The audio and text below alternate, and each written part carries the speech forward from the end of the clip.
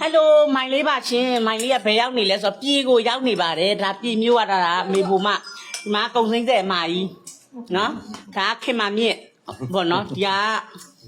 မိုင်လေးတို့ရဲ့လုပ်ငန်းရှင်တထေးပါပြည်မျိုးရွှေအထက်ဆိုင်ပေါ့နော်ရွှေအထက်ဆိုင်ဒါကောက်ကွင်းလမ်းနေနော်ကောက်ကွင်းလမ်းထဲမှာပေါ့နော်အခွင့်မှာ23ရက်နေ့ပေါ့နော်23ရက်နေ့ဖွင့်ပွဲအတွက်ကိုလာတာပါရှင်နောက်ထပ်10လီတွေလည်းကြံပါသေးတယ်เนาะဒါအမေဘူမတို့လည်းရောက်နေဒါသမင်းစားတာသူတို့ကတော့စားတယ်ကိုကတော့စားမဝင်တော့မစားပါဘူးရှင်အခုဒီကိုမစားလို့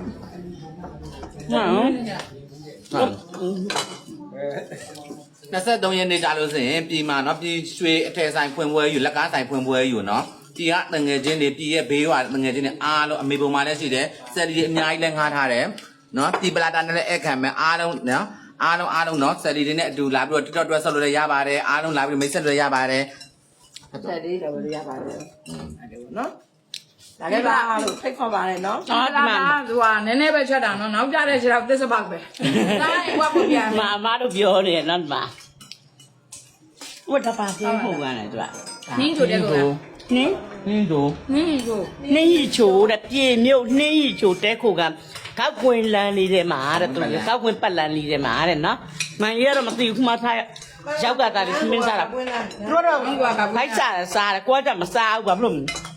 မကြိုက်ကိုအိမ်မှာပဲကိုစားနေတယ်လို့တော့စားမှု